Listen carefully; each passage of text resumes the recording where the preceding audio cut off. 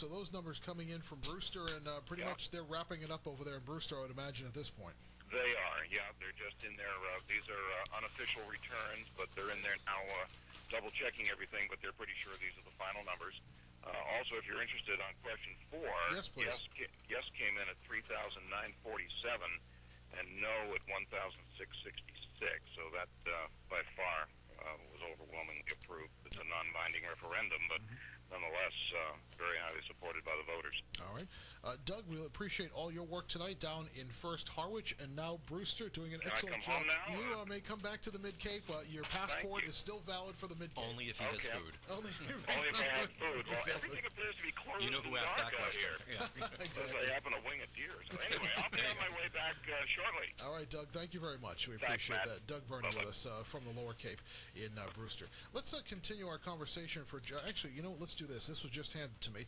This is an update on the national scene. Barack Obama has added Iowa's 7 electoral votes to his total as he's building what is now being called by the Associated Press as a commanding lead over John McCain. Obama now has 202 electoral votes out of the 270 he needs for the nomination. We'll talk about that national race in just a minute, but things not at all looking good for John McCain. Let's continue our discussion for a couple of moments now with the Cape and Islands District Attorney Michael O'Keefe. And Michael, thanks for staying with us through the ABC newscast at the top of the hour. I lost you there for a minute, Matt, but I got back with you. Great, we appreciate it very much.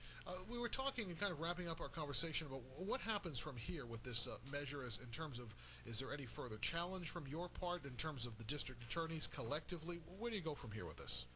Well, in 30 days, Matt, under this kind of a scenario, the ballot question becomes law.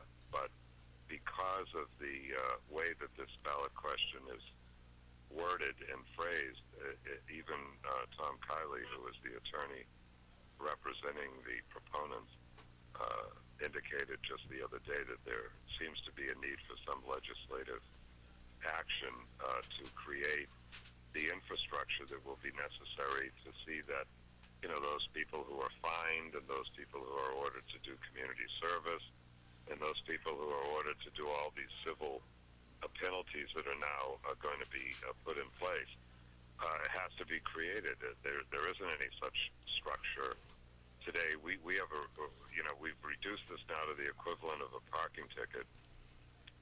We have a registry of motor vehicles that officiates over the enforcement of the payment of fines and all the rest of it.